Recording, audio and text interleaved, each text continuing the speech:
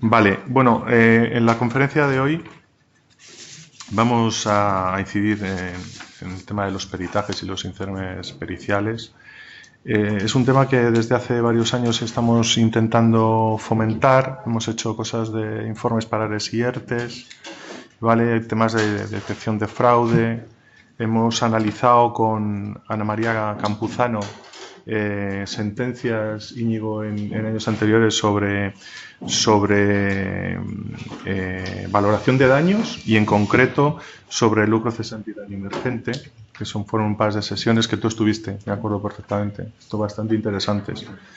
¿Vale? Y bueno, también Íñigo nos hizo una ponencia del año pasado sobre el dictamen pericial en el ámbito judicial. ¿Vale? Y bueno, pues hoy incidir sobre este asunto que me parece de mucha importancia para nosotros como economistas y que realmente lo estamos en la comisión anteriormente a estos 2 años prácticamente no se había tratado, ¿no? Para eso, bueno, pues tenemos a Íñigo, que ya los que estuvisteis en la otra sesión la conocéis, socio de Cuatro Casas, licenciado en Derecho y en Ciencias Económicas y Empresariales por la Universidad de Deusto, es alto diplomado de estudios europeos, experto en resolución internacional de disputas mediante litigio y arbitraje, en materias financieras, compraventa de empresa, activos y de ingeniería y en el ámbito marítimo, ¿verdad? Ha actuado como abogado y árbitro en diversas cortes nacionales e internacionales y tiene una gran experiencia.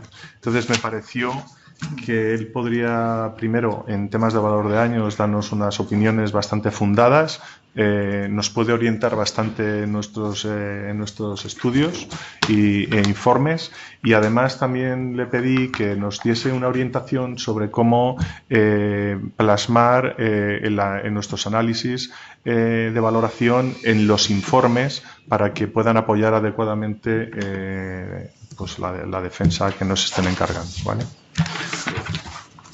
Pues Íñigo, cuando quieras. Gracias.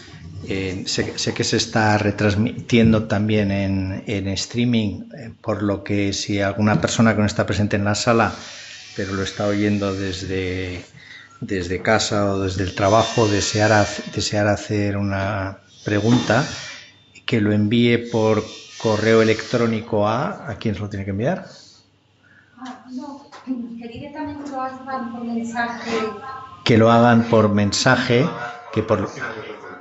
vale, al sistema del colegio, que no sé muy bien cuál es, ya podéis disculpar que no sea el Skype del colegio, y además os invitaría a que lo pudierais hacer en cualquier momento, porque a lo mejor esa pregunta se va a pasar a Francisco Martínez Casado y él me interrumpirá y a lo mejor se puede plantear en el contexto de lo que estoy explicando. Supongo que habrá algún retraso entre que se procesa la pregunta y me llega, pero la podremos contestar en su contexto. Entonces, yo soy licenciado en Ciencias, primero fui licenciado en Ciencias Económicas y Empresariales por la Universidad Comercial de Deusto, luego me matriculé en Derecho, tengo la doble formación y desde hace varios años en la oficina sí me han pedido que me ocupe, debido a la formación financiera contable que tengo, de supervisar discusiones de cuantificación de daños, que he de decir que aunque no exclusivamente, son fundamentalmente pérdidas de valor, pérdidas de beneficio, de incumplimientos contractuales, aunque recientemente también estamos involucrados en valoración de daños económicos extracontractuales. Entonces, yo pensaba hacer lo siguiente. Yo soy consciente de que muchos jueces y abogados y profesionales del derecho no tienen una formación económica, y le decía a Paco que a veces siento que hay un cierto divorcio entre juristas y economistas y a veces unos no se comprenden a otros. Yo siempre he sido partidario de que los juristas y los jueces reciban alguna formación económica, y creo que es bastante útil también que los economistas tengan al menos una mundología acerca de cómo piensan los abogados para intentar aproximar posturas. Entonces, yo lo que pensaba hacer hoy es primero revisar qué son las tipologías de daños y cómo los jueces y los juristas clasificamos los daños, categorías los daños que más comúnmente se ven ante los tribunales. Luego, quizá os actualizaré sobre algunas tendencias modernas que hay sobre el concepto de lo que es el daño por incumplimiento contractual, en lo que atañe fundamentalmente al lucro cesante, porque este es un mundo en el que los últimos 15 años, desde luego en alguna jurisdicción líder extranjera, ha habido una evolución bastante clara hacia lo que es cómo se computa o cómo se considera un daño por incumplimiento contractual, por oposición a lo que es un daño extracontractual. Os mencionaré alguna publicación reciente que hay en España a nivel de doctrina de gran catedrático que apunta en esa dirección, aunque todavía no tiene una acogida por los tribunales. Creo que luego discutiré un poco de la lógica que tiene el daño por incumplimiento contractual. Yo creo que vale la pena que luego voy a tocar tres temas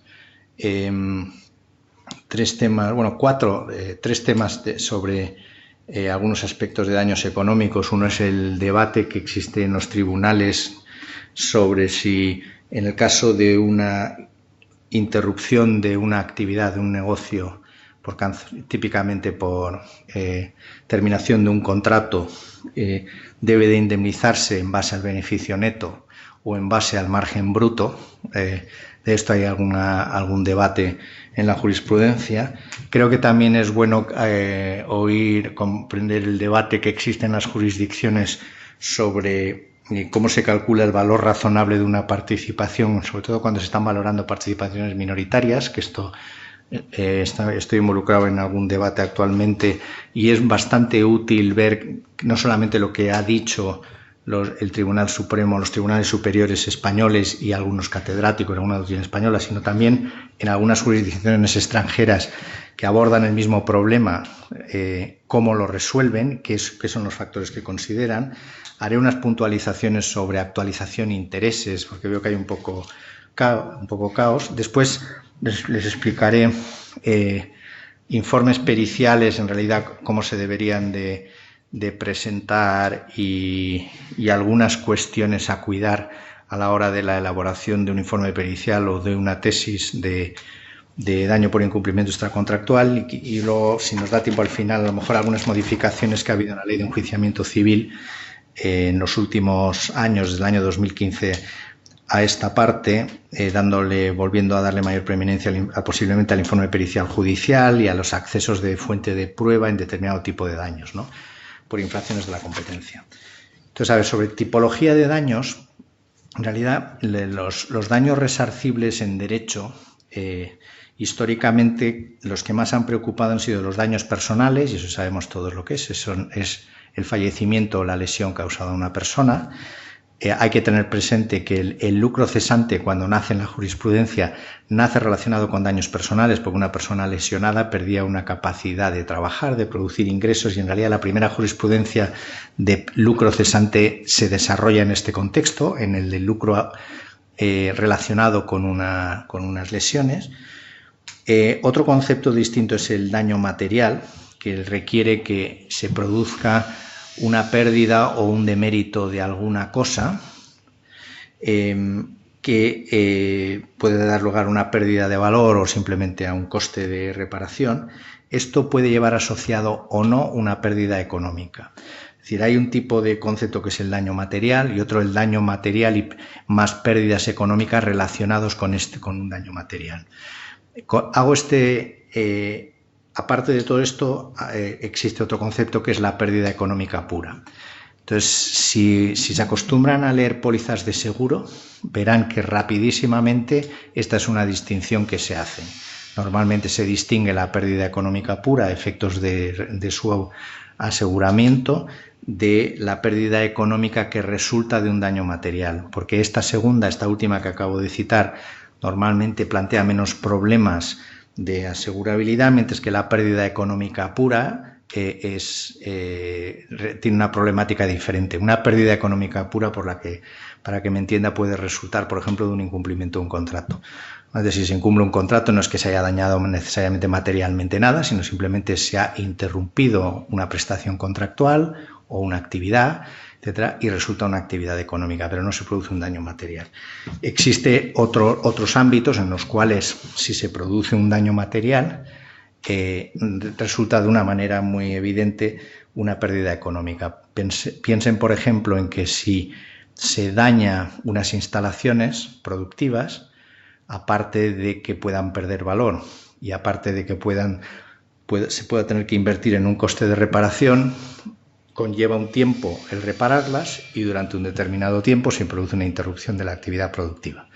Entonces, eso es un ejemplo de libro de texto de pérdida económica relacionada con una pérdida material. Las pérdidas económicas, de las que yo creo que voy a hablar sobre todo después, y las que más tienen que ver con los informes periciales que se piden a los economistas ante juzgados o árbitros, suelen ser pérdidas económicas puras, relacionadas con incumplimientos de promesas, de prestaciones contractuales, etc. Existe un último concepto que da lugar a compensación de daños y perjuicios según palabras que se utilizan en el lenguaje jurídico español, que es el daño moral, que es reparable con daños y perjuicios. En algunos países extranjeros, donde cuidan más el lenguaje, dicen que el daño moral no da lugar a reparación de daños y perjuicios. Dicen que da lugar a que deba de prestarse alguna satisfacción, como la canción de los Rollings, igual. Se dice, hay compensación de daños y perjuicios por daños reparables, y en el caso de daño moral debe de pagarse una cantidad por satisfacción. Eso es muy típico de Francia y de Inglaterra, ¿no? En España, de todas maneras, no se ha distinguido la expresión y se sigue utilizando daños morales, lo cual puede producir algún riesgo de que algunas ideas de unas instituciones de daños se trasladen a esta otra, el de la de los daños morales, que es una criatura legal completamente distinta. Plantea una problemática muy diferente. Entonces, otro de los conceptos que manejamos muy a menudo los juristas es la diferencia entre daño compensatorio y lo voy a llamar daño restitutorio o restitución. Entonces, en derecho, el daño indemnizable corresponde con la pérdida producida por el demandante o el detrimento sufrido por el demandante. Y a priori, nada tiene que ver el provecho que el demandado saque de esta situación de incumplimiento contractual. Lo voy a explicar. Un día, en unas jornadas en Santander, un fallecido eminente jurista español que era Luis Díez Picazo lo planteó, y yo quizá porque tengo una formación jurídica anglosajona sí lo resolví rápido, ¿no? Pero los juristas españoles a veces se confunden en esto. Piensen en una situación donde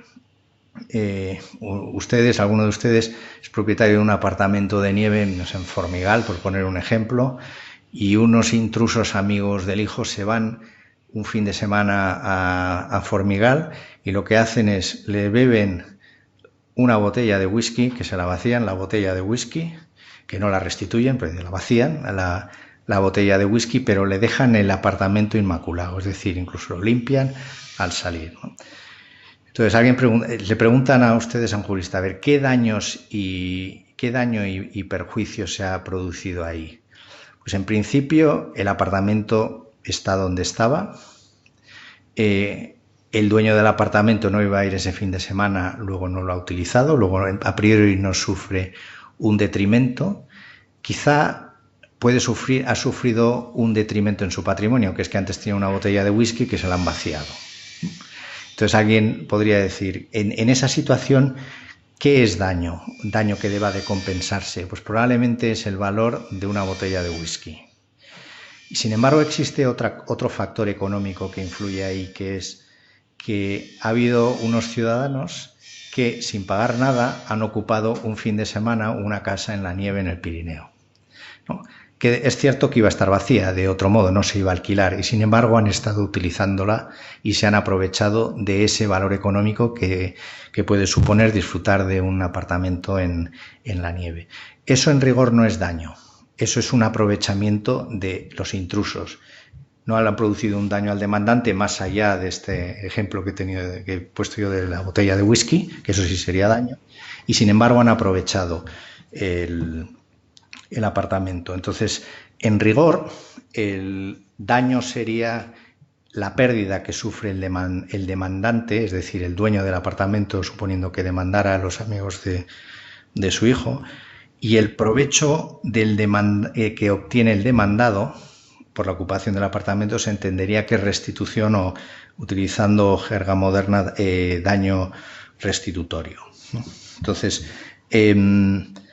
esto a veces hace falta tenerlo presente porque en ocasiones los abogados estamos argumentando si lo que hay que demandar por una pretensión es el daño sufrido por el demandado, o hace falta tener en cuenta otros elementos que no son propiamente daño, pero sí es un provecho que ha obtenido el infractor. Luego está las cláusulas penales que a veces se encuentran ustedes. Pues una de las más sencillas es que por el hecho de extender la ocupación de unas determinadas instalaciones o locales más allá de la fecha contractualmente convenida, se pueden pagar unas cantidades a la semana, etcétera.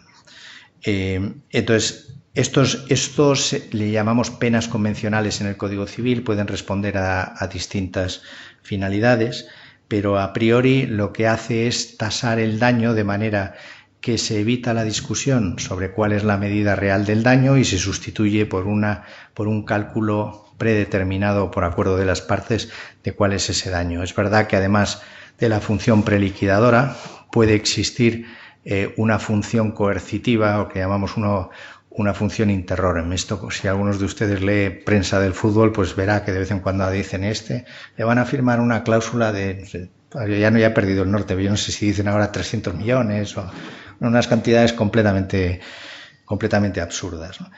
Entonces, en principio son unas cláusulas válidas, aunque existe una jurisprudencia reciente del Tribunal Supremo, una sentencia del año 2016 que fue ponente Fernando Pantaleón, que abre la vía en circunstancias excepcionales tal vez a la revisión de la adecuación de estas cláusulas penales que están de todo punto disociadas respecto de cuál es la realidad del daño. Luego, un comentario sobre valores y precios, porque yo no sé quién fue el poeta español que dijo que solo un necio confunde valor y precio, pero bueno, de cualquier caso yo ya les digo que aparte de los necios, los jueces, los árbitros y algunos de ellos con formación financiera, en mi experiencia también confunden valor y precio.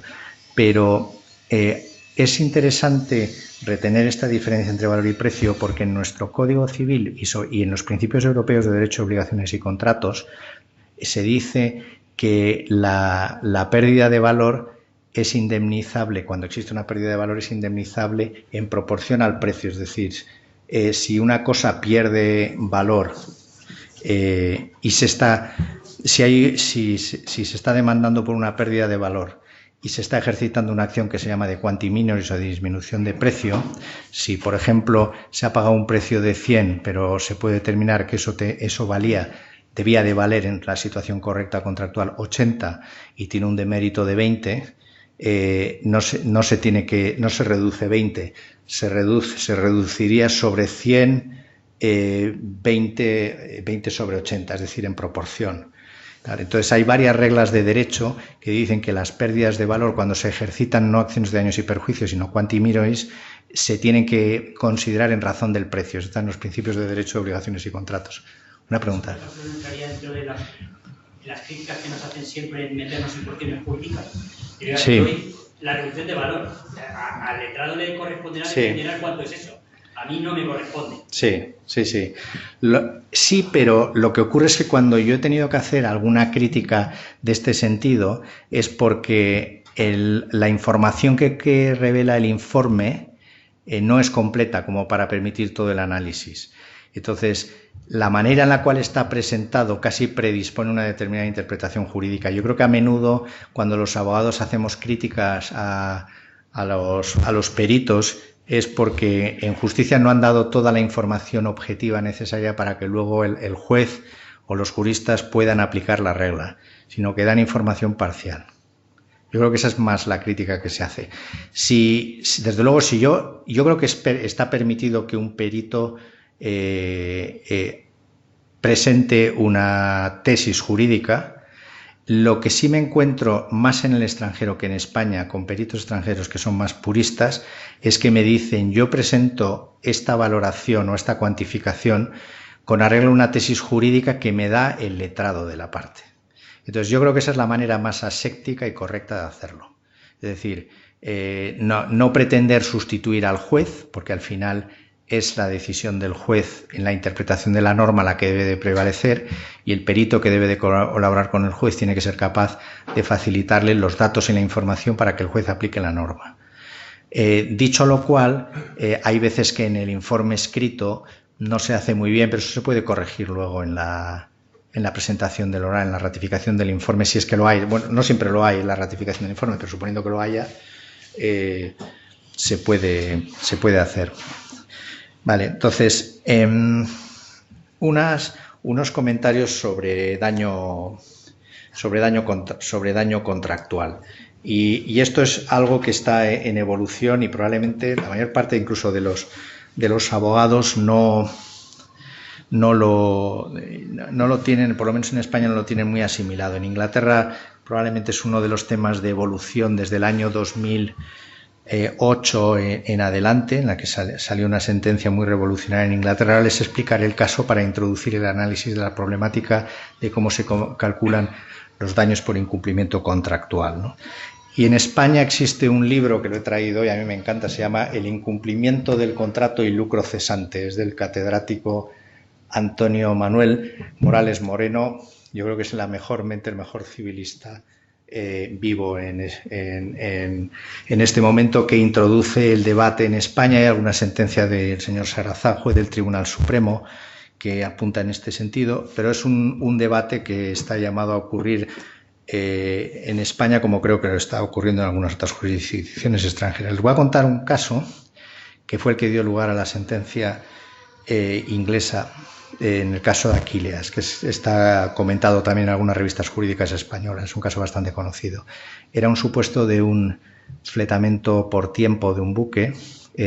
Fletamento por tiempo son contratos de utilización de buque por determinados periodos. En este caso eran por periodos de 10 años.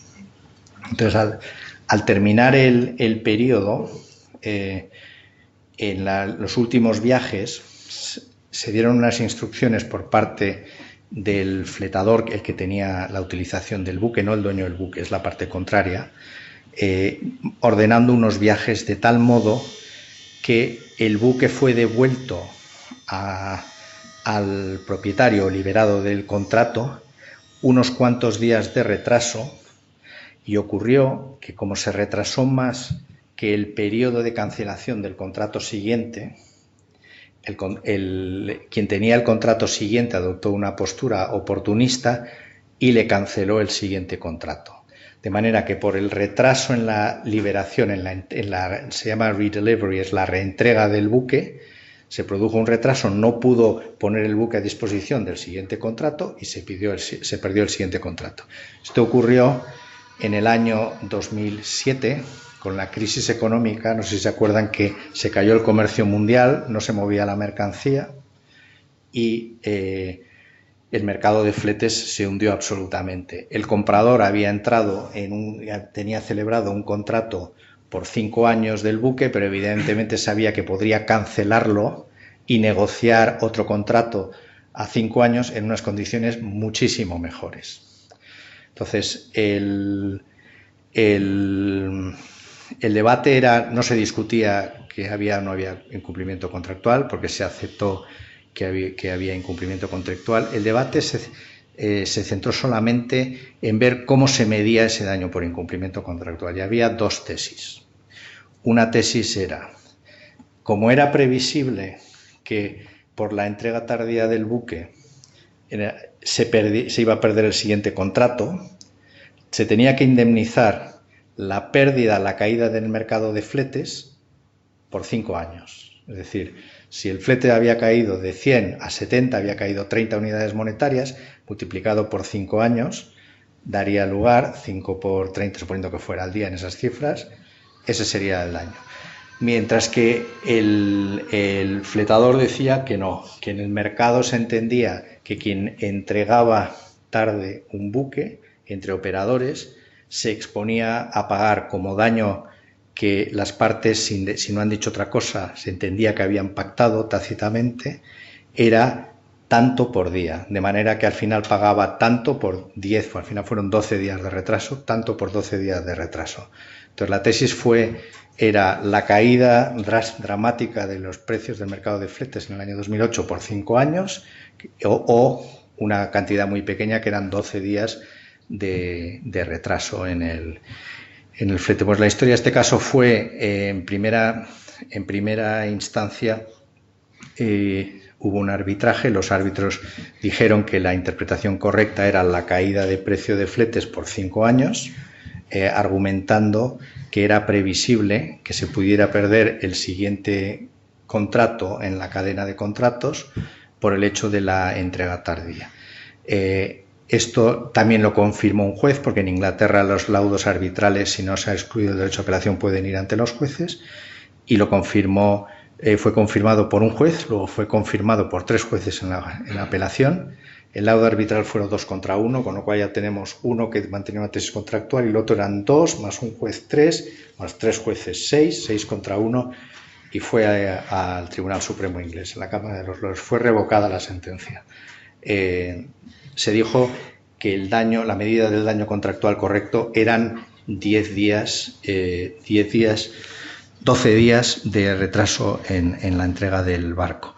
Y aunque es verdad que es complicada leer esta sentencia porque las razones dadas fueron distintas y además fue una votación de 3 contra 2 en el Tribunal Supremo, básicamente lo que se decía era que en el daño contractual, cuando se indemniza por daño contractual, lo que se está intentando es que la parte perjudicada cobre de la parte incumplidora el daño que se sobreentiende que gente razonable hubiera pactado como indemnizable en esas circunstancias. Es decir, en el laudo decían, pregúntenle a gente del comercio que está cerrando brokeraje de barcos cómo se indemniza cada día de retraso en la entrega del barco, y eso es lo que se sobreentiende que se ha pactado, eso es lo previsible al tiempo de celebrar el contrato, y no se debe de analizar, en cambio, la causación adecuada que se hace luego, que hicieron los jueces de instancia, de manera que, de la misma manera que la autonomía de la voluntad rige si se pacta una cláusula penal y no hace falta mirar la causación, lo que se debe de hacer al litigar daños contractuales es intentar ver en abstracto, en situaciones de incumplimiento contractual, qué es lo que se sobreentiende que la gente pacta como daño indemnizable. Eso es el análisis de la sentencia Aquileas, ¿no?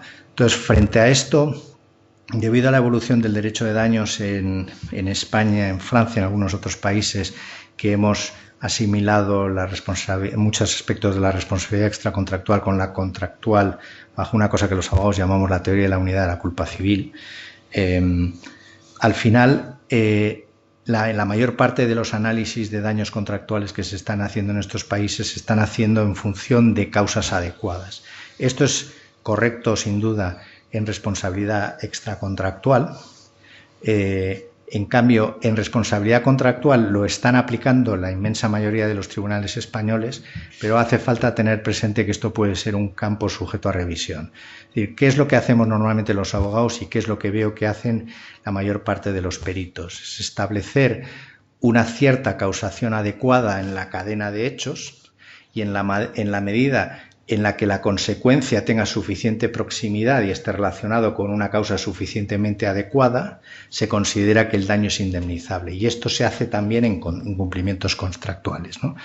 Y a día de hoy es lo que yo, si tuviera que dar instrucciones a un perito y fuera demandante, le diría que hiciera. Hace falta ser consciente que puede evolucionar el derecho a golpe de algún recurso de casación en los años que venga, que acerque a las teorías que eran las originales de Potier cuando describió el Tratado de Obligaciones, que es la base de nuestro derecho civil, en el que acerque el daño previsible, no previsible en el sentido de cadena de causación adecuada, sino previsible en el sentido de qué es lo que partes en situaciones equivalentes se presume que hubieran pactado como daño indemnizable. Entonces, esto puede dar lugar a resultados radicalmente opuestos, porque normalmente cuando analizamos en los juzgados causaciones adecuadas lo hacemos con los daños concretos, la causación concreta de un caso concreto, mientras que el análisis que se puede predicar alternativo lo que pretende es hacer una situación abstracta que tendrían dos partes contractuales A y B en situaciones similares. Es lo que ocurrió en el caso inglés de Aquilias. Es decir, no se analizaba qué pasó en ese caso concreto, sino un fletante y un fletador nocionales, A y B, qué es lo que se presupone que iban a pactar como daño indemnizable si alguien se atrasaba 12 días. Esa es la manera más correcta de pensar. Bueno, el debate está servido, pero en España todavía hay algunas huellas de que esto puede ocurrir mediante libros y algunos artículos que lo están defendiendo, y es posible que eso llegue a cuajar en el Tribunal Supremo, porque sí me consta que algunos de los jueces del Tribunal Supremo tienen en muy buen criterio la obra de algunos de estos autores. Entonces, otra cosa sobre daños contractuales que creo que merece la pena comentar como introducción es que la regla primera de daño contractual en derecho español por influencia del Convenio de Viena y por importación de algunas ideas extranjeras es exigir una cierta autorresponsabilidad al demandante, de manera que este demandante tiene que hacer o una compra de sustitución o una venta de sustitución o procurarse una actividad de sustitución. Me explico. El Convenio de Viena, aparte de decir que se indemnizan daño emergente y lucro cesante, te establece como regla normal de cuantificación del daño en una compraventa no la pérdida de beneficio en un negocio siguiente, sino que te dice que si alguien compra y no le entregan, la medida primera de daño y perjuicio es la diferencia entre el precio contractual convenido y el precio de una operación de sustitución. Es decir, el sobrecoste que le costaría a la persona entrar en una operación de sustitución. El artículo correspondiente a la responsabilidad de la otra parte es el mismo. Si alguien vende un bien que no lo recibe el comprador, en teoría la primera medida del valor es la diferencia entre el precio contractual en la venta que ha sido incumplida con una venta de sustitución. Eso está, por cierto, esta regla se aplica con independencia de que haya habido o no una venta de sustitución. Es un poco más complicado porque hay veces donde la regla cambia si no es posible hacer una actividad de sustitución. Pero pudiendo existir actividades de sustitución, se entiende que el daño es objetivo, no atiende a las particulares circunstancias de ese comprador o vendedor teórico que está siendo víctima de un incumplimiento, porque se le presume una diligencia, una obligación, una carga de hacer actividades de sustitución. Entonces, sobre esto volveré luego explicando la jurisprudencia, sobre la lógica que puede tener la jurisprudencia española en el debate de beneficio neto versus margen bruto. Entonces, iba a comentar ahora tres temas que algunos de ellos son recurrentes en las cuantificaciones de daño por incumplimiento contractual o cuando alguien sale de sociedades, también uno de ellos. El debate de beneficio neto y margen bruto, yo imagino que muchos de ustedes lo han vivido, porque durante mucho tiempo se ha podido defender que el daño indemnizable, en el caso de que se ponga término a un contrato, se interrumpa una actividad, debe de cuantificarse utilizando el margen bruto de operación.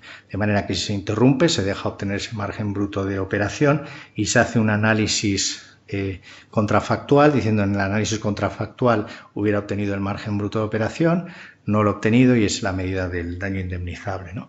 Entonces, el Tribunal Supremo ha matizado esto, depende de los casos, de cada caso concreto, pero de la sentencia había algunas anteriores, pero la más clara es de una de Ignacio Sancho Gargallo, que actualmente sigue siendo presidente del Tribunal Supremo, una sentencia de 8 de octubre del 2013, casi anula una sentencia porque dice en el contexto, creo que era un contrato de distribución, que el daño indemnizable debe de tener en cuenta los gastos en los que se debía de incurrir, deducir del beneficio los gastos en los que se debería de incurrir para la situación de incumplimiento. Dicho de otra manera, se abona más a la teoría del beneficio neto como daño indemnizable.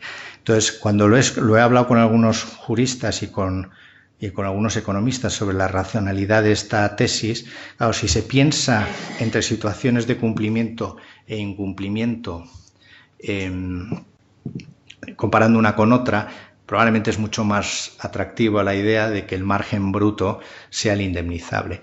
Pero claro, ahora si lo piensan con lo que yo les estaba diciendo antes, que es imponer una autorresponsabilidad a la parte que sufre el incumplimiento de procurarse una actividad de sustitución, se supone que esos gastos los debería de cubrir con una actividad de sustitución.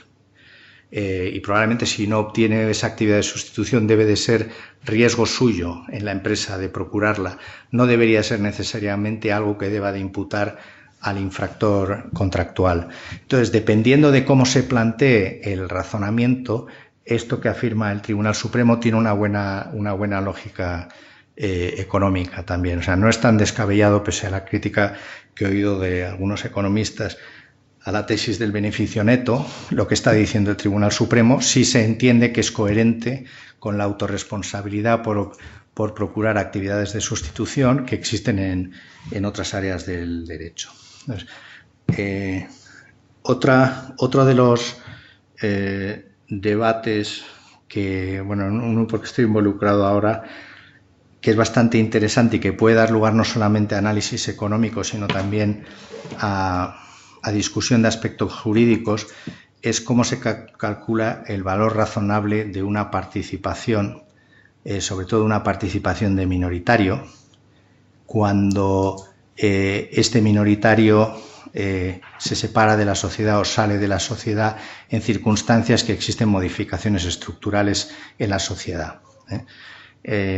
Por cierto, esto es una cosa que no solamente se litiga en España, se litiga en Francia, yo creo que se litiga en todos los rincones de la tierra y no es un problema nuestro, no son nuestros economistas y nuestros tribunales los únicos del mundo que se dedican a pensar sobre este problema. Lo curioso es cuando te dedicas a investigar en soluciones de derecho comparado, lo diverso que es el razonamiento y las bases del razonamiento, porque dependiendo de estas se llegan a conclusiones distintas sobre el famoso descuento de minoritario, que leyendo alguna sentencia americana debe haber alguna publicación de revistas económicas que dicen que pueden ser de en torno fácilmente al 20%.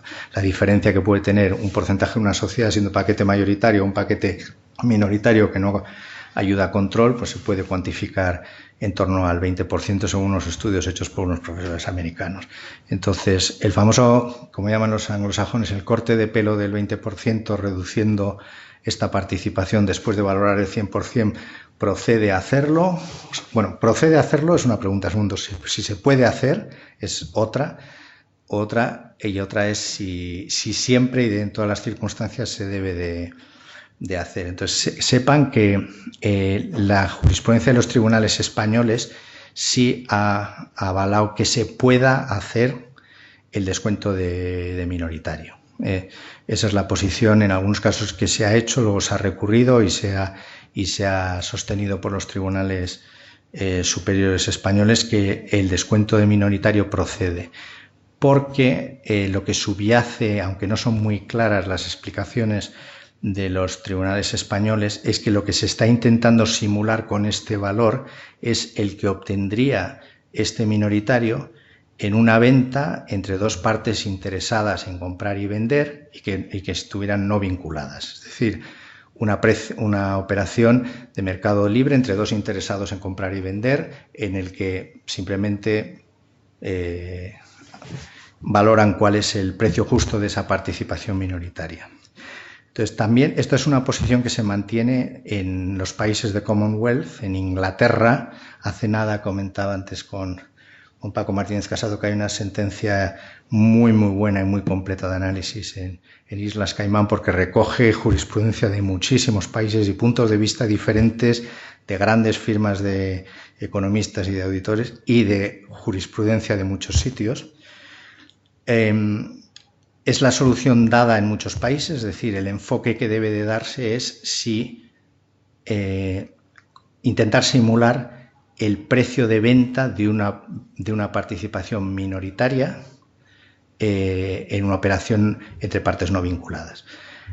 Ocurre, sin embargo, que existen algunas jurisdicciones que son particularmente activas en este tipo de jurisprudencia. Ya saben ustedes que en Estados Unidos algo así como el 80% de las sociedades están constituidas en Delaware, y esto hace que los tribunales de Delaware estén resolviendo constantemente temas de valoración de squeeze-outs, de salidas de socios, de acuerdos en los que un socio se tiene que ir por cambio de estructura, cambio de objeto, etc. Entonces este tema se les ha planteado muchas veces y los tribunales de allí, igual que los tribunales de Canadá y de alguna otra jurisdicción, llegan a una conclusión distinta. Dicen que la base del razonamiento es equivocada. Una cosa es, según la tesis que defienden estos tribunales, una cosa es valorar, simular cuál debería ser un valor razonable en una operación de venta. Eso puede dar lugar a una respuesta y ahí podría ser razonable aplicar el descuento minoritario. Y otra cosa diferente es calcular el porcentaje que tiene un minoritario de un proyecto de continuidad. Es decir, si el ejercicio que debe de hacer un juez o un tribunal es pensar que una persona ha invertido en un proyecto empresarial con un horizonte no determinado y se le frustra el proyecto empresarial por un cambio estructural, por ejemplo, un cambio de objeto social, un cambio en el accionariado que le obliga a irse, etcétera, se le frustra su participación en un proyecto que tenía a tiempo indefinido. Entonces, no es justo razonarlo en términos de cómo se vendería la acción, sino hay que razonar en términos de cómo se valora toda la empresa y cuál es el porcentaje de valor que tiene esta persona. Entonces, si ese es el razonamiento, que es el que prevalece en jurisdicciones como algunas provincias de Canadá, en Delaware es el que aplican los tribunales que rechazan los descuentos de minoritario, es decir, cuando se apela lo rechazan expresamente. Si ese es el razonamiento correcto, entonces el descuento de minoritario no parece lógico. Entonces, una de las cosas que sí se da cuenta uno leyendo más la jurisprudencia angloamericana es que en España, tal y como lo han abordado los tribunales, casi se lo han dejado a los peritos economistas el determinar cuál es el valor razonable, que es lo que dice la ley de sociedades anónimas. Lo que no se han dado cuenta es que puede no ser solo de un perito economista, sino que puede ser un problema de política judicial el determinar cuál es el razonamiento correcto. Porque a un perito economista es distinto decirle cuánto cree usted que razonablemente se podría obtener en una venta por este paquete del 3%, que es distinto que decir cuál es el 3% del valor de la empresa. Entonces, ¿sí? No, quiero decir yo que al final, en el caso de derecho de separación del socio, estaríamos en el caso de aplicar el descuento. Porque ahí realmente no es que se haya frustrado el proyecto, no es que no se haya ido, simplemente que el socio se quiere ir. ¿En qué condiciones iría? Pues oye, si no tiene derecho a vender, ¿no? Bueno, pues no sé, o sea, obtener lo que obtendría en la venta, y ahí sí que lo aplicaríamos, con lo cual.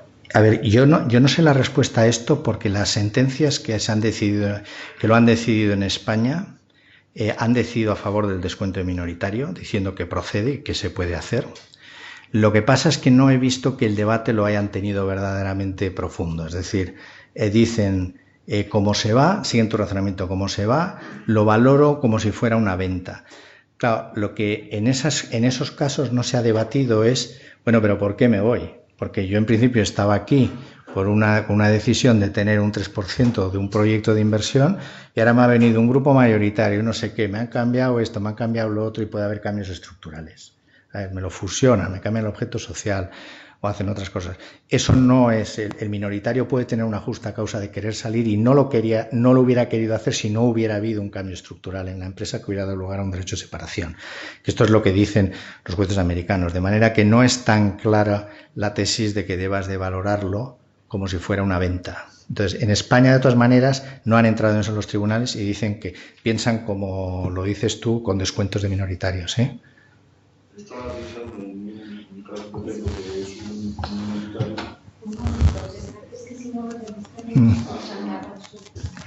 Está, ¿se oye? Sí, bueno. Estaba pensando en un caso que tengo justamente un minoritario, es la otra parte, en el cual es una sociedad limitada profesional y el que ocasiona la salida es el minoritario porque cambia el objeto social de la compañía con la cual participaba y concurre en el mismo objeto social de la compañía. No sé si me explico. Vale, sí, que el origen de la causa de la salida... La causa es el minoritario. ¿Cómo cambian algo la valoración en este caso? Bueno. Tú lo has ocasionado como minoritario. Sí. No sé si me explico. Sí, los casos que yo conozco de jurisdicciones extranjeras, el minoritario no tiene participación en la modificación estructural o en la causa de separación. Digamos, es un invitado de piedra por hechos que le son ajenos a él, pero es que su caso es distinto. Claro, no es el claro. Sí, pues su caso me lo tendría que pensar. Porque no es el caso en el que a mí me resulta atractivo el pensamiento, por ejemplo, del Tribunal Supremo de Delaware. Porque el Tribunal Supremo de Delaware no está pensando en ese caso. Claro, lo que creo como mínimo es que está incurriendo en un presunto supuesto de competencia desleal y hay un supuesto de la compañía que está participando. Sí, pero eso da lugar a un análisis más complejo de daños. Sí. Bueno, una simple reflexión en voz alta.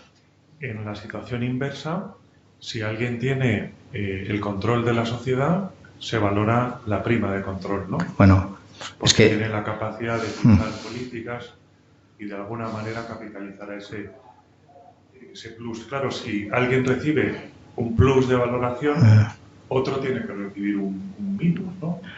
Ya. Es una reflexión. Bueno, yo esa reflexión de la falta de correspondencia que hay entre el minus y el plus, entre, digamos, el descuento de minoritario y la prima de mayoritario, cuando las sentencias norteamericanas lo comentan, es cuando están diciendo, si alguien se va de una sociedad, por ejemplo, se va con un 3%, lo que dicen los jueces americanos es, bueno, pero ese 3% si se va y se lo pagan, como si fuera una reducción de capital, le acrece al otro 97%, le acrece ese valor. Luego no lo puedes mirar como el 3% de la venta, lo tienes que considerar también como el 97% que acrece al paquete mayoritario, ¿no? Entonces es otra de las razones por las cuales en el contexto de algunas decisiones dicen que en situaciones en las cuales un minoritario ejerce un derecho de separación con cambios estructurales en los cuales él no ha intervenido y todo lo demás, no debería de hacérsele el descuento. A mí me parece muy atractivo el razonamiento de los tribunales de Delaware, que son muy expertos, sacan decisiones del Tribunal Supremo de estas, bastantes, y además están muy razonadas, con precedentes, lo han discutido y tal. Dicho sea lo cual, tribunales ingleses donde este mismo argumento se les ha presentado, incluso diciéndoles, oye, que tu hermano de Delaware opina lo contrario. Los tribunales ingleses dicen que no. En alguna sentencia relativamente reciente dicen que lo que se debe de hacer en este caso es simular una venta. O sea, intentar llegar a un valor simulado de lo que sería una venta, en cuyo caso el descuento de minoritario parece que procede a hacerse. Y en España lo único, no hay mucho, hay un artículo de un catedrático de Alfaro y hay una sentencia que yo conozco de tribunales superiores donde confirman que procede a hacer descuento minoritario. Vale. Entonces, voy a comentar algunas cosas de actualización de valores, intereses de deudas dinerarias, que una de las cosas que sí lo comento porque hace relativamente poco en un caso había 3 peritos yo era demandado, había un perito de demandante, 2 peritos de demandado, eran todos economistas, y todos decían lo mismo. Y le expliqué al juez una cosa y el juez me dio la razón a mí sobre actualización de valores en contra de todos los peritos, en contra de todo el mundo. Pero es que es una pequeña obviedad que cuando la explico todo el mundo lo va a entender. Y el juez me oyó y me dijo, hombre, evidente que lo que está diciendo está bien y que lo que están diciendo todos los expertos está mal. Y es lo siguiente. Tenemos una tendencia a aplicar actualización de valores por el IPC. A ver, el IPC es una cesta de valores que considera la entrada del cine, considera una serie de bienes ponderados en una cesta de valores. Pero en la vida real, cuando estamos litigando, a menudo estamos hablando de activos concretos. Puede ser un activo industrial que está localizado en Zaragoza, por ejemplo, ¿no? Entonces, nuestro Instituto Nacional de Estadística hace más cosas que calcular el IPC. Calcula más de 70 índices y además los calcula a nivel nacional, a nivel de comunidad autónoma, y creo que a nivel local, etcétera. Entonces, a veces hace falta ir coger, iba a decir la moto, yo fui en un scooter, pero coger un transporte, ir al Instituto Nacional de Estadística y pensar en el activo que se está hablando y mirar a ver que se coja el índice más adecuado. Porque al final le decía al juez, a ver, aquí estamos hablando de un índice de unos equipos industriales en Baleares. Y yo le presento este índice que me lo ha dado el Instituto Nacional de Estadística. Estos señores le están diciendo cómo ha subido las manzanas, las peras, el cine, la entrada de los toros, del fútbol y tal. ¿Usted, señoría, qué cree que es más lógico? En la sentencia, evidentemente, me cogió el índice. Sí. Le compro la idea y además me parece que tiene razón. Sin embargo, cuando yo he hecho algún tipo de valoración, a mí lo que los abogados me trasladan es que la jurisprudencia lo que recoge siempre es el IPC. Es cierto. Y claro, es un argumento difícil de levantar. Ya, pero para que la jurisprudencia, según definición del Código Civil, sea considerado tal, no tiene que ser una sentencia.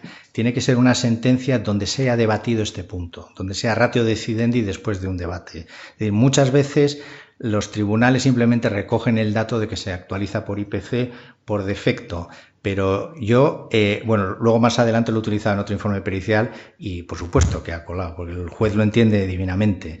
Dice, a ver, el IPC es un índice por defecto que puede servir para actualizar determinadas cuestiones. Por ejemplo, si lo que uno está preocupado por actualizar son ingresos de determinados individuos, como al final estos ingresos los destinan a consumir una cartera de bienes de consumo, yo considero que utilizar el IPC me parece sensato.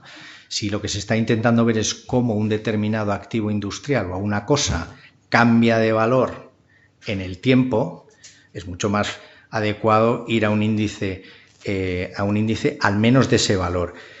Tanto como un índice local no lo sé, porque el problema que te explican los profesionales del IPC es que sus índices son mucho más exactos a nivel nacional, porque en el momento en que vas a la provincia de Gerona o a la provincia existe más variabilidad y se ve que el índice se comporta de una manera más errática, mientras que los índices a nivel nacional tienen una tendencia más suave, digamos, de una variabilidad, pero más suave. Eso ya es una cuestión de criterio del profesional, de ver cuál es el índice que está sujeto a menor variabilidad y tal. Pero yo soy de los que pienso que los índices sectoriales, y lo primero que hace falta es ir al INE y preguntar de qué hay índices, es una práctica bastante buena.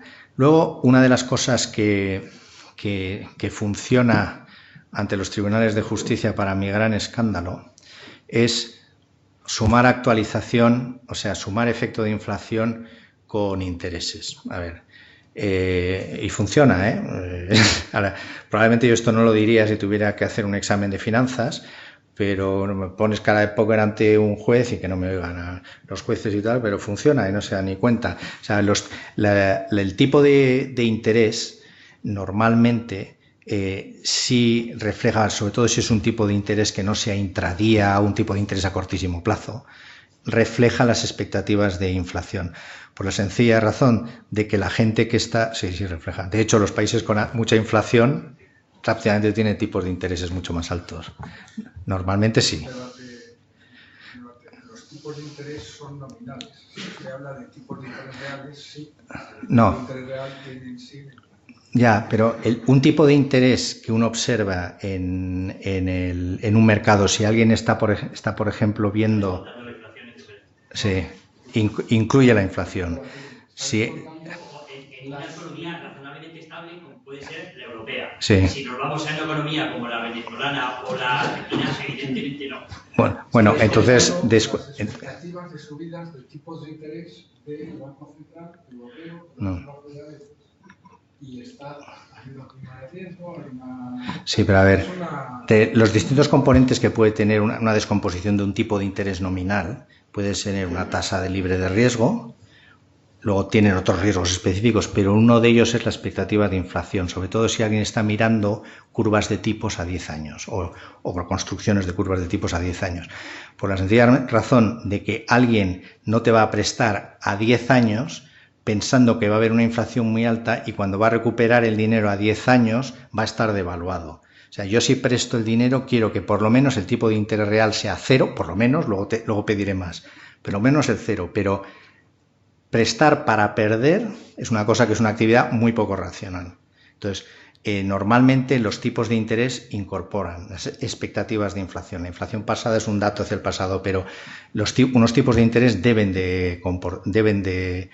en un mercado medianamente informado, transparente y eficiente, deben de incorporar las expectativas de inflación de la comunidad de prestamistas y prestatarios de dinero.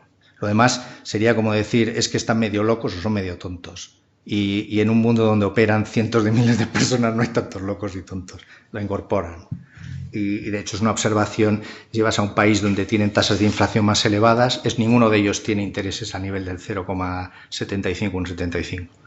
Dices, vas a Brasil, tiene un Selic del 12 y pico, ¿pero por qué? Porque su inflación es del 7 o del 8. Es muy difícil encontrarse una tasa nominal inferior a una expectativa de inflación, muy difícil. ¿Sí? De todas formas, en el mercado actual que hablo de España, no fuera de España. Es decir, incluso podría hablar de Madrid y Barcelona para no decir que es Andalucía y Extremadura. Hay compañías que, yo conozco compañías que se financian directamente con fondos de inversión, ya no pasan por el banco, pues el tipo de interés se calcula de una forma absolutamente diferente a la gama de pequeñas y pymes, pequeña, va a decir de medio millón de euros de ventas, que se financian desde un sola tarjeta de crédito con un 24% de interés hasta hipoteca la casa y el tipo de interés es el 2%, lo tienes en el mismo balance. Quiero decir, esto habla de lo que es la práctica del mercado, que además tampoco es nada nuevo, o tipos competitivos. Si hablas, por ejemplo, de préstamos participativos, ¿vale?, que se deben devengar un tipo razonable de interés de mercado, qué tipo de interés aconsejas, que efectivamente se están produciendo unas operaciones o lo aconsejable sería ir a un índice de interés con un tipo de interés legal. No, tipo de interés legal no. Yo siempre considero más razonable el tipo de interés que obtendría un prestatario por una operación sin garantías colaterales aseguradas. El plazo es una cuestión que podríamos discutir, y si es un suficiente, lo que en Inglaterra llaman un suficiente prime borrower, evidentemente el que voy yo.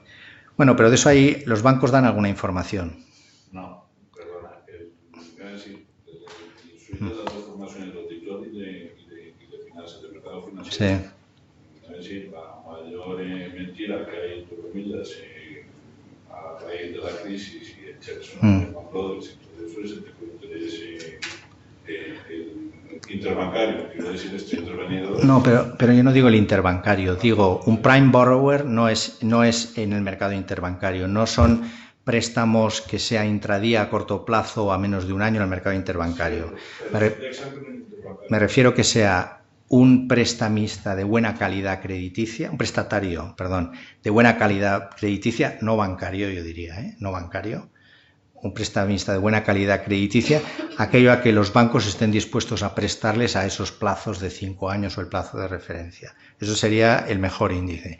La única duda que tengo ahí es si debe de ser considerado con una operación con garantías o sin garantías.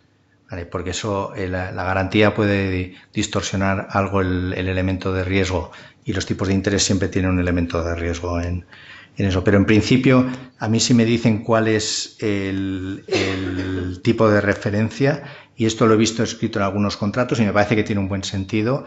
Cuando hablaba en inglés, cuando lo estoy traduciendo del inglés al español, pero sería el tipo de interés en el que un prestatario de buena calidad crediticia, no bancario, eso sí añadiría, podría obtener dinero en el mercado a esos plazos sin dar unas garantías colaterales.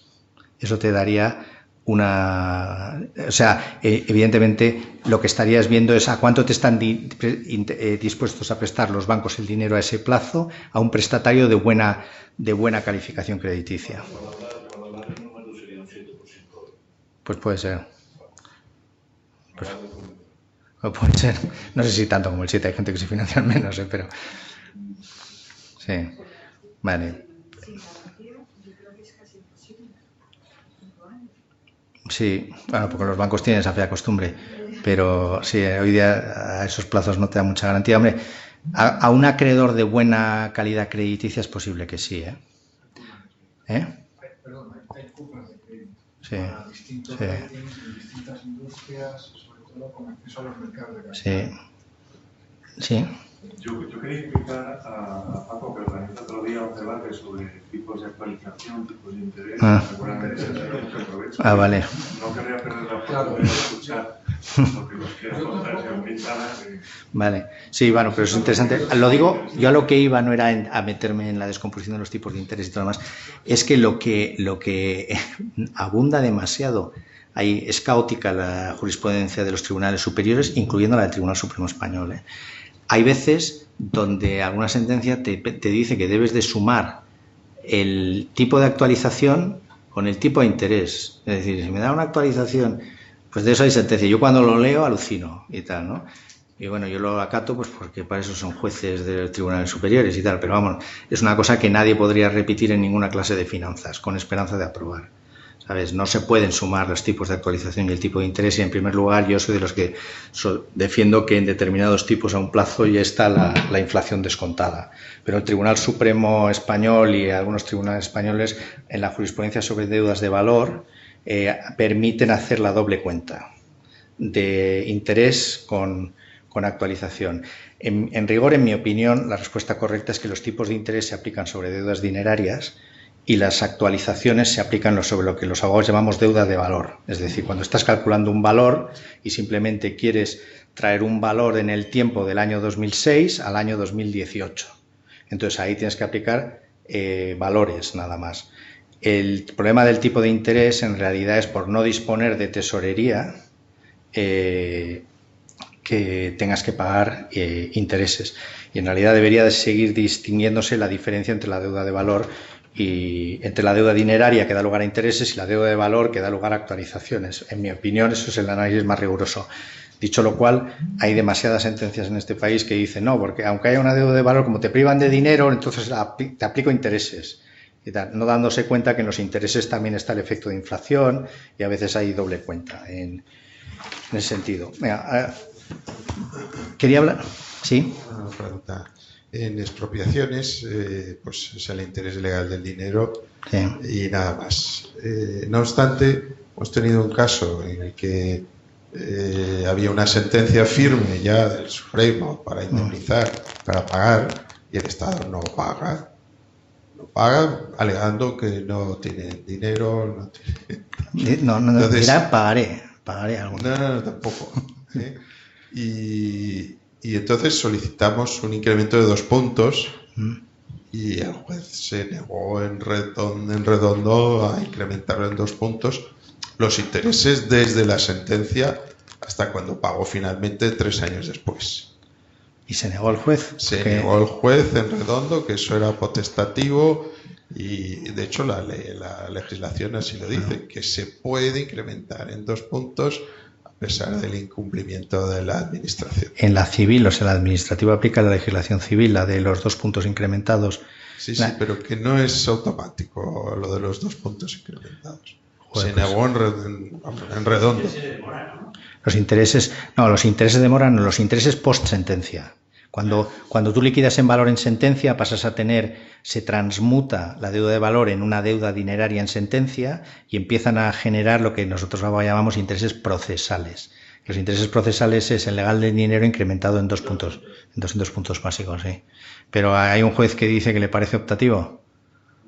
Bueno, la primera vez, yo nunca he tenido esa experiencia. Cuando lo he hecho, cuando me lo han hecho, siempre el juez ha aplicado el letrado, que es el que hace las liquidaciones, aplica el tipo de interés legal y lo incrementa en 2 puntos. Eso es así, literalmente. Yo creo, cuando tengo la ley de enjuiciamiento civil, ahora lo miraré, pero es que yo creo que si en contencioso administrativo, que yo no ejerzo en contencioso administrativo, se aplica supletoriamente la ley de enjuiciamiento civil, la ley de enjuiciamiento civil me daba la impresión, que creo recordar, que dice que los intereses que devenga una sentencia que liquida una cantidad, una deuda, desde la fecha de la sentencia devengan el tipo de interés legal del dinero incrementado en 2 puntos, en el 2%, vamos. O sea, hay que poner... El de demora incrementado en 2 puntos. Si el de demora no está pactado, es el Sí, interés legal del dinero. sí, correcto. Es más bien eso, sí. Eso es bueno, pero bueno, luego lo miro. A ver, quería hacer unas observaciones sobre informe pericial, estructura y algunas cuestiones de informes periciales, sobre todo cuando se están calculando, sobre todo cuando se están haciendo estimaciones de pérdidas de beneficios, lucros cesantes, etcétera, ¿no? Primero voy a decir unas cuantas cosas que a lo mejor parecen obviedades, pero es bueno recordar lo que yo considero una buena práctica. Y luego sí les daré algunas pistas de algunas armas que podemos tener los abogados para poner en evidencia cosas que son subjetivismos y especulaciones sobre lucros cesantes, sueños de ganancia, en vez de cosas contrastables con datos medibles en la vida real, ¿no?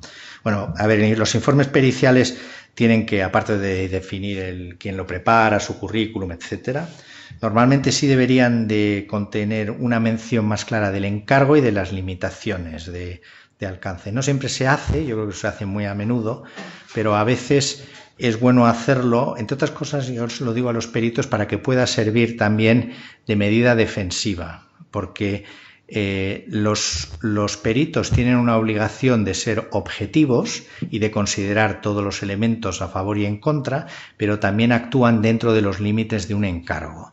Entonces hay veces que se monta el debate, ¿y usted por qué no ha hecho esto? Entonces probablemente porque es bueno que quede delimitado el ámbito de un encargo, ¿vale?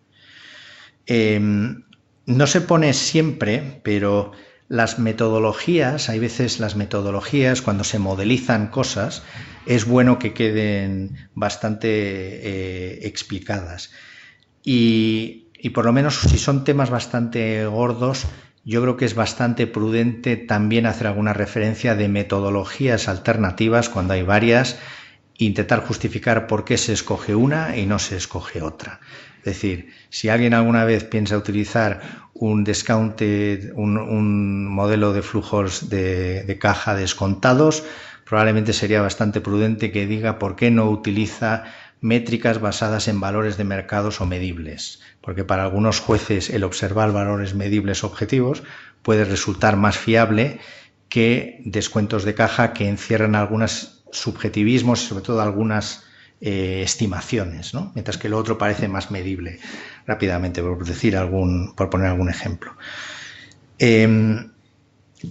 A veces me encuentro con que se incluyen datos, pero no están acompañados las fuentes de los datos, aunque sea en una memoria USB o en un CD.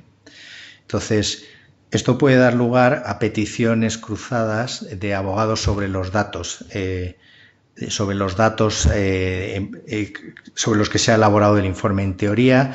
Luego en el interrogatorio, si no es evidente de dónde salen los datos, de dónde salen las conclusiones elaboradas a partir de unos datos iniciales, se puede intentar destruir la fiabilidad del informe, o por lo menos que no es constatable a partir de datos que se presentan, ¿no? Luego tiene que contener el desarrollo del razonamiento y la parte de computación, por llamarlo así, de cálculo. A mí no me gustan los informes que tienen la parte de computación y cálculo en el cuerpo del informe, porque es bueno que la lectura sea más o menos cómoda, por lo menos que exista un cuerpo del informe con una lectura cómoda para un juez, que es el principal destinatario de la lectura de ese informe. Entonces yo cada vez veo más habitual, y esto lo he aprendido también de los extranjeros, que tengan un informe más fácilmente legible, que a lo mejor no tiene más de 8 páginas o 9 páginas. Eso sí, puede tener anexo A, B, C, D, J, H, I y tal, de manera que la lectura del informe pueda ser continuada y cómoda, y luego uno se pueda referir al anexo H a efectos de determinados detalles de metodología o de computación, ¿no? Por esto las metodologías suelen estar siempre en uno de los informes. Y evidentemente las conclusiones con las matizaciones y las limitaciones que deban de hacerse, aunque sea de forma defensiva. Entonces, sí, sobre cálculos de lucros cesantes o de pérdidas de beneficios y de cosas del estilo, sí transmitieron una serie de ideas que están en la mente de los jueces. Normalmente, históricamente, ha habido una desconfianza hacia las estimaciones de beneficios futuros, y yo añadiría que dependa de estimaciones de variables futuras, porque hay muchas veces que alguien puede decir es una pérdida de valor presente, sí, pero al final la pérdida de valor presente depende de variables que son estimaciones de futuro, dependiendo de la metodología que se utilice, como por ejemplo un modelo de cash flow descontado, ¿no? Entonces, en la medida en la que se estén utilizando ese tipo de metodologías, es más fácil para los abogados atacar bajo la jurisprudencia de los sueños de ganancia, la falta de certeza sobre que esas estimaciones sobre las que se basa el modelo van a corresponder con la realidad. Entonces, las metodologías que se basan en contraste con métrica, o sea, con datos, normalmente son más difíciles de atacar. Luego es cierto que los mercados todos tienen algunas barbaridades, ¿no? No quiere decir que un valor de un mercado, de una cotización de cualquier variable financiera o de un valor necesariamente sea correcto, porque hay aberraciones de mercado, ¿no? Pero por lo menos los jueces le da una cierta tranquilidad de que está más exento de subjetivismo y está más basado en una operación de una variable financiera, ¿no? Entonces, una de las cosas que yo sí he hecho como abogado de demandado para intentar ver si las estimaciones que se hacen por parte de peritos y abogados de los demandantes y sus peritos son razonables, es intentar ver por variables financieras observables si el mundo futuro que me están describiendo se corresponde con algo que yo pueda observar. Y les voy a poner un ejemplo.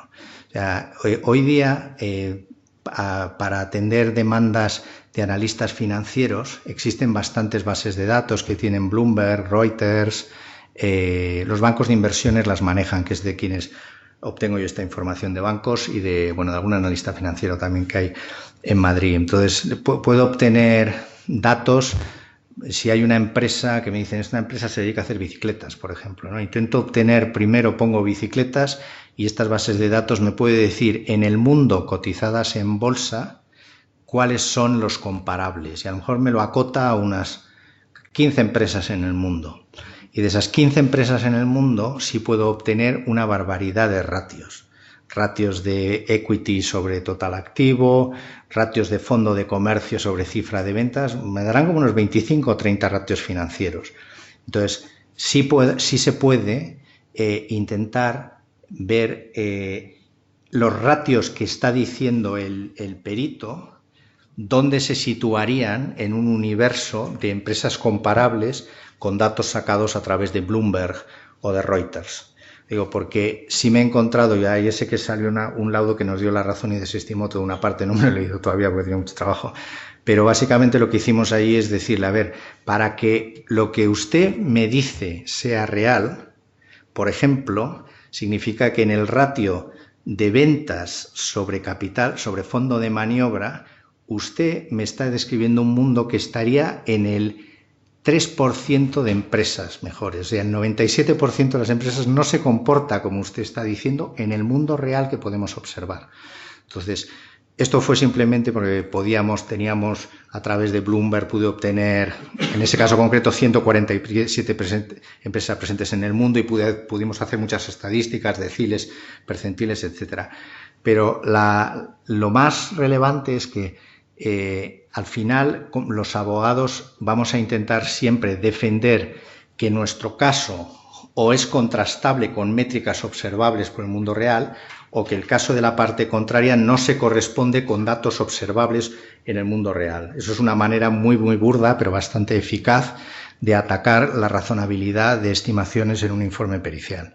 Y funciona, porque al final los jueces dicen, entiendo muy bien lo que usted me está diciendo, pero usted me está diciendo que esto que considera razonable, pero yo veo que solamente ocurre en un 2% de los casos. No me parecen unas estimaciones muy razonables. Entonces, sean conscientes de esto. Entonces, yo al final, para dejar turnos de preguntas, sí voy a hablar de algunos temas procesales, porque al final muchos de los informes periciales se hacen a base de datos, y no está mal comentar alguna modificación que ha habido recientemente en las legislaciones procesales. Aparte de, históricamente habíamos tenido las diligencias preliminares de acceso a diligencias preliminares de prueba, con lo cual se podía obtener antes de interponer demandas, en el caso de que se fuera demandante, acceso a determinada información, a efectos de elaboración de informes económicos más allá de los supuestos de propiedad intelectual, donde sí se podían obtener datos. La verdad es que no eran muy prácticos. Ahora ha habido una modificación en la ley de enjuiciamiento civil. En los borradores se pensaba que se iba a aplicar a la litigación en general, pero al final, por el Real Decreto que aprobó la modificación de la Ley de Enjuiciamiento Civil, ha decidido por prudencia quizá limitarlo a los daños y perjuicios causados por infracciones a derecho de la competencia. Entonces, pero existen unas nuevas disposiciones en la Ley de Enjuiciamiento Civil que han entrado ya en vigor, que permite, aparte de las diligencias preliminares que siguen existiendo, un nuevo cauce para obtener información que se llama que es el acceso a medios de prueba, que puede tener un demandante o un demandado. Algo al estilo del Discovery angloamericano, que te permite dirigirte a la otra parte y pedirte fuentes de datos, sobre todo económicos, que pueden ser relevantes. Nosotros cuando lo utilizamos con nuestros peritos, diciendo qué necesitas tú para hacer un informe pericial. Y vas al juez, le tienes que justificar que no es desmesurado, porque a lo mejor le dices, quiero que me des todas las facturas de esto, lo otro, de este periodo, todos tus costes. La verdad es que es bastante poderoso. Por ahora solamente es aplicable a daños derivados de infracciones del derecho a la competencia, pero es un primer paso. No creo que se va a cambiar en el corto plazo, pero más adelante a lo mejor tenemos esta nueva medida que permite acceder a datos económicos. En la realidad actual tenemos la exhibición de libros de comercio, que es algo más limitada, y la desventaja es que no se puede hacer en cualquier momento del procedimiento judicial, sino que lo tienes que hacer después de la audiencia previa, durante la audiencia previa, justo después en la fase de prueba, pedir que el juez te autorice exhibición de libros de comercio, y es bastante más limitado. Se puede hacer con bastante trabajo, poder sustituirlo, pedir que te exhiban libros de comercio y soporte contable.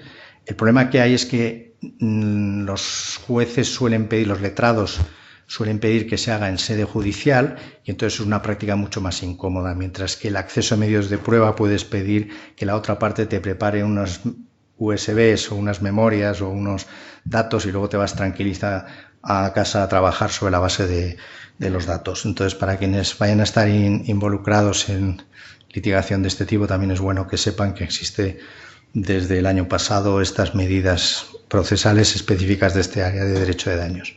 Y con esto lo dejo abierto a preguntas.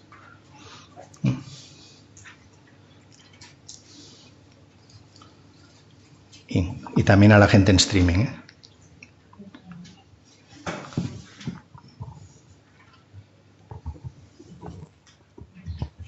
Pues yo una pregunta quería hacer. Bueno, mi nombre es Guillermo, que no me conoce, o quizás solo me conoce Paco. ¿Qué importancia dais en vuestro, en Cuatro de Casas, a la redacción en sí de los textos? Porque yo personalmente le dedico mucho tiempo y no sé hasta qué punto No ya el fondo de lo que cuentes. A ver, te voy a decir,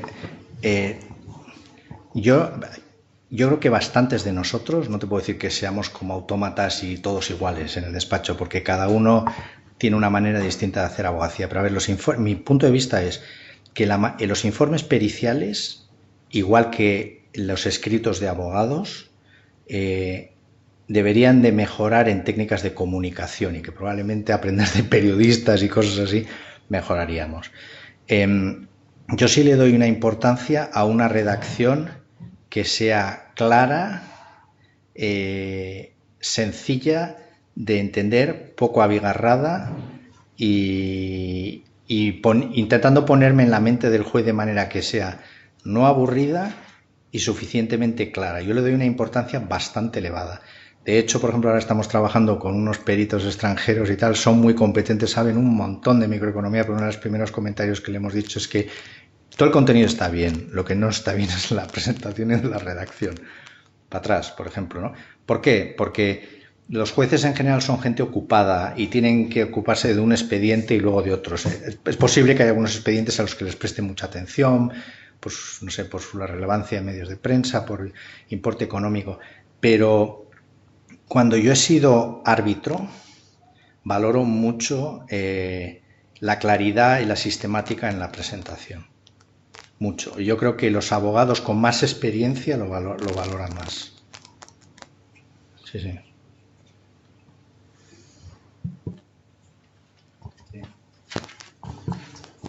Lo mismo de los escritos de los abogados, ¿eh? Lo mismo que yo creo que hay muchos de una pesadez, son horrorosos. Sí.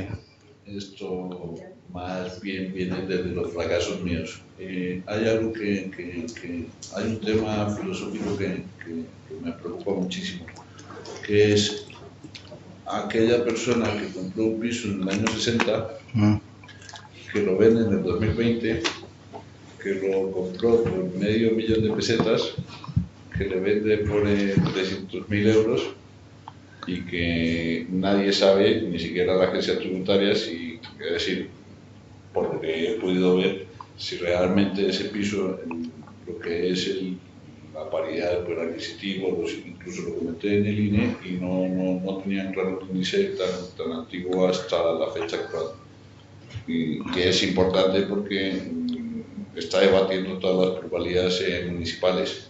Eso, es decir, desde tu punto de vista profesional, ¿tiene una solución relativamente fácil o estamos en lo que dice Montoro, que va a pedir al catastro que mire las escrituras por años y por suelos y por todo lo demás?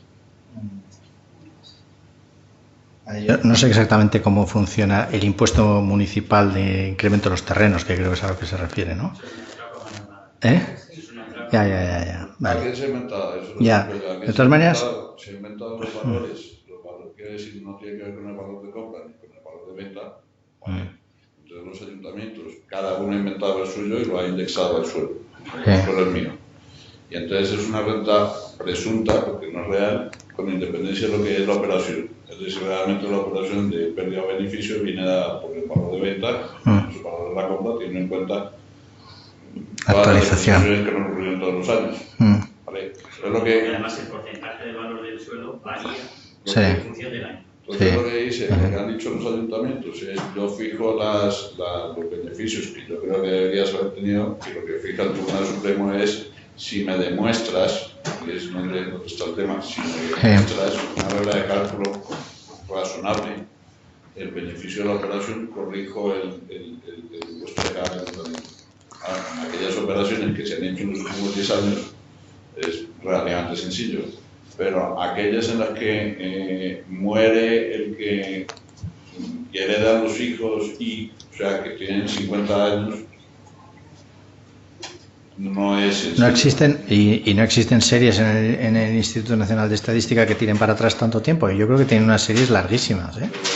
Yo lo pregunté, además incluso Pablo, oye, tiene el dato, es decir, al Instituto Nacional de Estadística, ¿cuánto equivale $500,000 de pesetas del año 67 al año 2018 en euros? en bienes inmuebles y el jefe de la sesión que está en Zamora fue incapaz de contestar a esa pregunta. Quiero decir, la pregunta era pero ¿por qué era jefe? Probablemente si se lo hubiera preguntado al que se ocupaba, ¿no? No, hice la pregunta del jefe, la hice por correo electrónico. ¿Sí? Yo sé que las series estadísticas del INE van muy antiguo. Lo que seguro que ocurre, también es verdad, es que las series que van atrás muchos años tendrán 1, 2 o 3 índices, muy pocos. No tendrán un desglose de índices como los que los tienen del siglo XXI. Vale. Vale.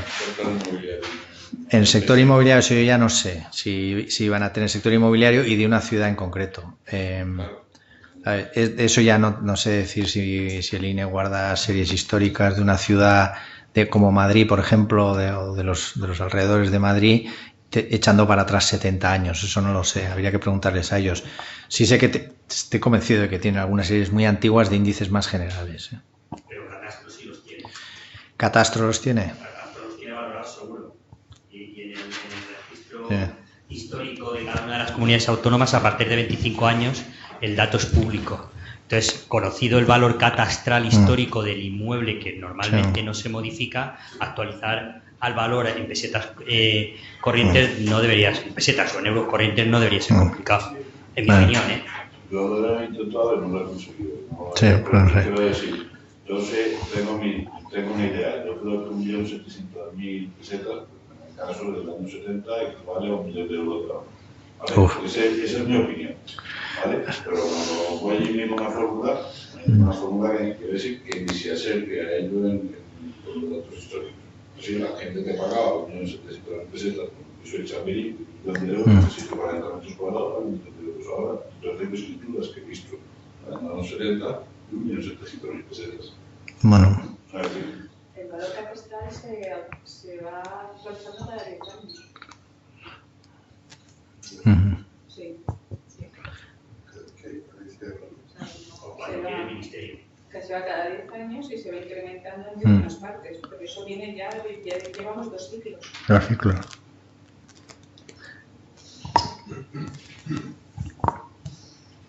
Buenas tardes. Yo quería hacer una pregunta. Yo vengo dedicándome al mundo de la auditoría desde hace 30 y tantos años y al de los peritajes desde hace aproximadamente 25. Y vengo observando que se produce un debate importante entre informe de auditoría, informe de perito, qué normas se aplican para uno, qué normas se aplican para otro. A mí me han llegado a prohibir que dijeran los informes periciales que era auditor de cuentas. Es decir, quería preguntarte cómo ves tú el estado de ese debate en este momento y qué recomendaciones puedes hacernos a los que ejercemos las dos profesiones. A ver, te voy a decir mi interpretación personal. A ver, yo como no soy auditor no lo puedo meter en un lío profesional de saber si un auditor debe en todos los aspectos de la vida, es decir, incluso preparando una tortilla francesa, aplicar las reglas de auditoría, ¿no? En mi opinión, cuando un profesional economista, que luego será auditor, pero le voy a llamar economista por ahora, está preparando un informe de daños o un informe de lucro cesante, un informe de pérdida de beneficio, etcétera, no está haciendo una labor de auditoría, ni tiene que aplicar una metodología de auditoría.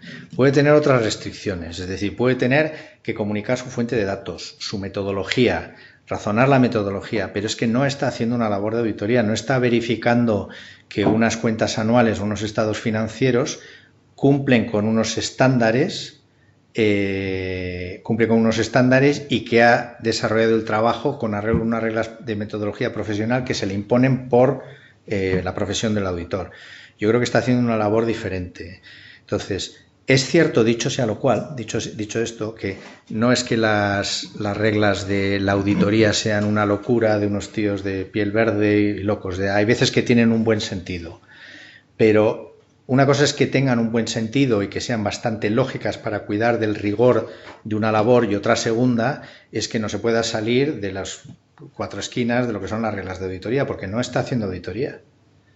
Tiene otras obligaciones distintas, incluso al juez, a ser imparcial y tal, pero no está haciendo auditoría, en mi opinión. Otra cosa es que, claro, yo como soy abogado y solamente lidio con un litigio, lo tengo mucho más cómodo. No sé cuáles son las consecuencias profesionales para un auditor que hace eso. Pero lo que tengo clarísimo es que si estoy ante un juez, ante un árbitro, ante el Tribunal Supremo, el juez no le va a decir que me le haga una labor de auditoría. Le va a decir que emita una opinión y que la explique, la fuente de datos, la metodología y cómo llega a una opinión de una determinada manera, que es para ayudar al juez a resolver una pretensión, una disputa, pero eso no es auditoría.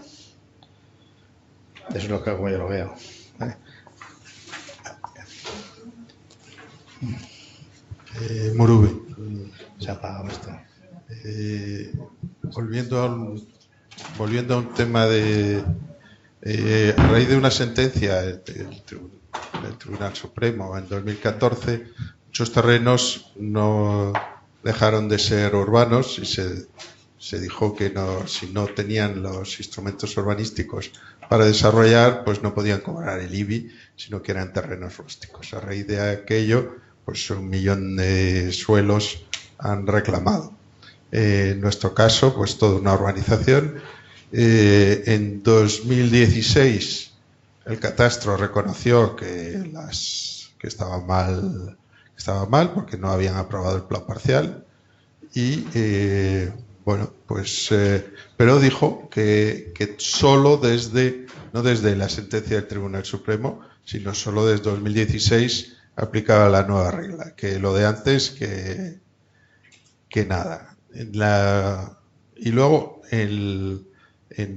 luego los IBIs hubo que repartirlos por 28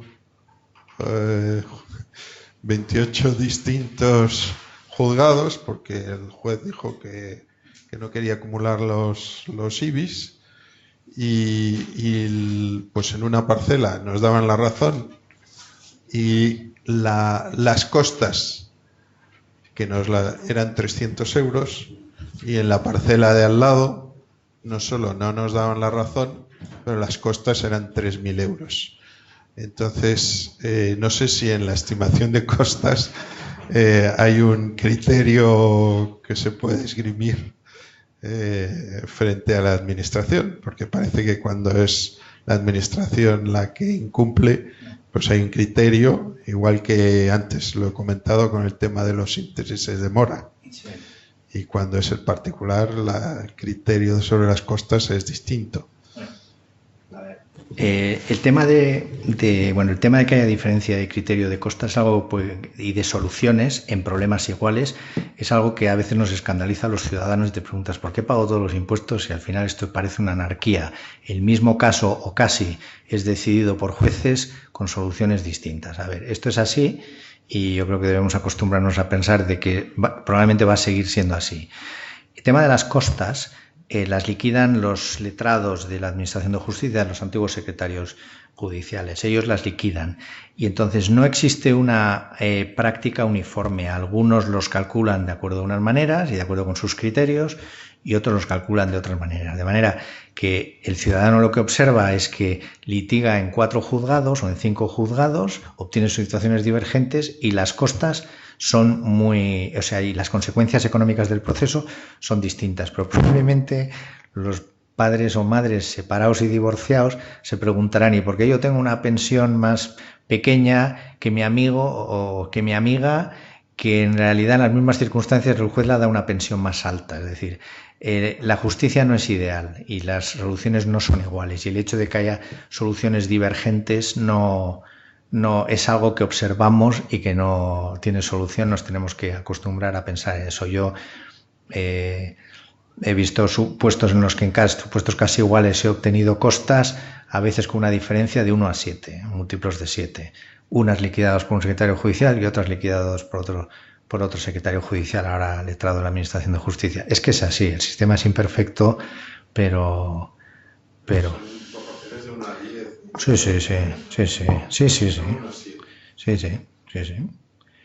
Bueno, es el criterio del letrado que es el encargado de tasar las costas. A ver, yo tengo aquí 2 preguntas que me han hecho. Una que decía que podría repetir el nombre de las bases de datos útiles para el cálculo de ratios empresariales, que lo ha hecho alguien desde casa viéndolo en streaming. Existen unos cuantos proveedores de información de lo que llaman los americanos inteligencia del sector financiero, que se dedican a elaborar datos, también incluso informes y ratios. Los más conocidos yo creo que son Bloomberg.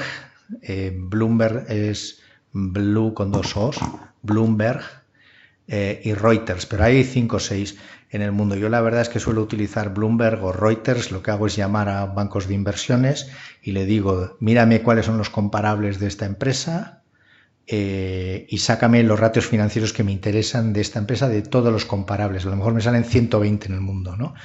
Y entonces son de suscripción y de pago, y entonces yo no tengo acceso desde mi despacho, no tengo suscripción y tengo que ir indirectamente a través de mis contactos en bancos de inversiones y en asesores financieros, que ellos sí lo tienen.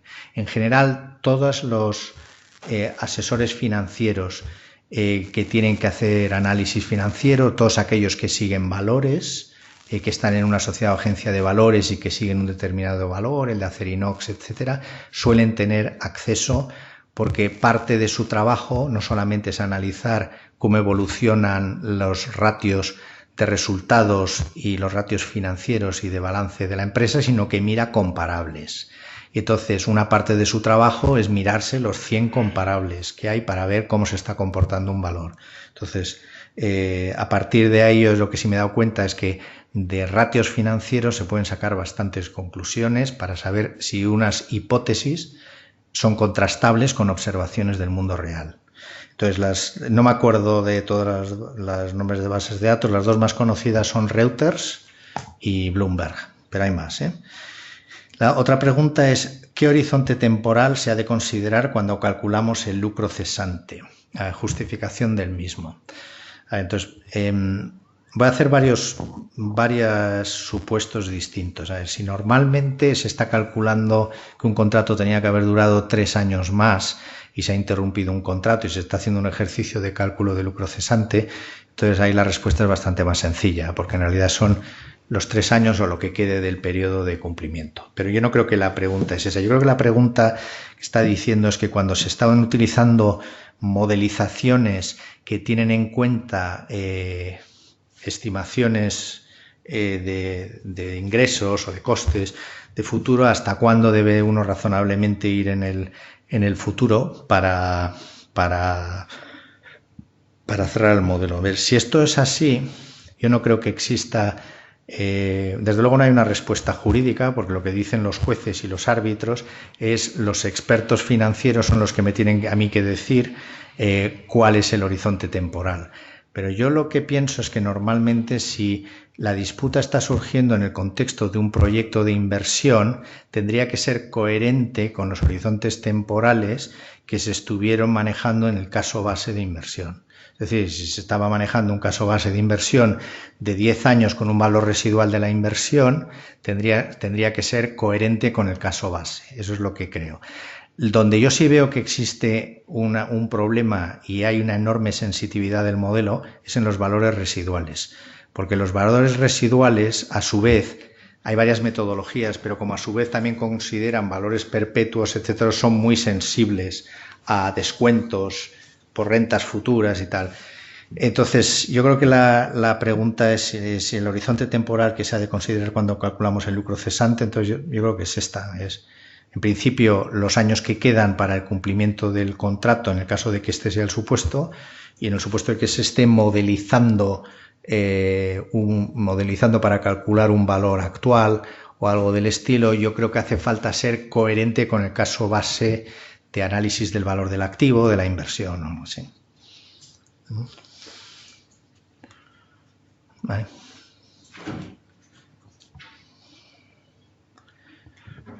¿Más preguntas?